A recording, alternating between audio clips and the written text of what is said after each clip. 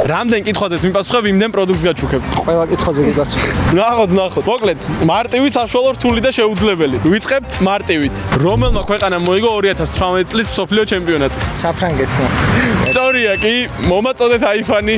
ეს აიფანი შენ ორი ნაბიჯისგან გამომართვი დაიმსახურე. მონათი ძალიან მიყვარს. მაგრამ ეს მარტივი შეკითხვა იყო. შემდეგი. საშუალო სირთულის შეკითხვა, მზად ხარ? გისმენთ. რომელ ფეხბურთელს აქვს ისტორიაში ყველაზე მეტი ასისტი გაკეთებული?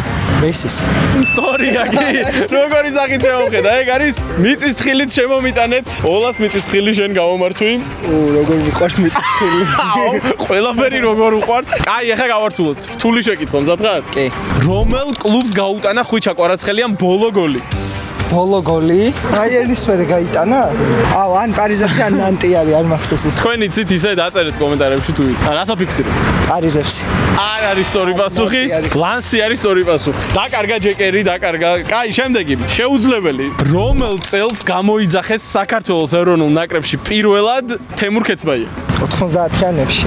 პირველ ნაკრებში იყო ქეცბაია, ვითომ?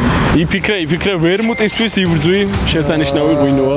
1993. არა, მოდი. რახან ჩიფსი ვერ მოიგო, ცოტა დავეხმარებ. რომელ წლებში გამოიძახესო? 90-იანებში.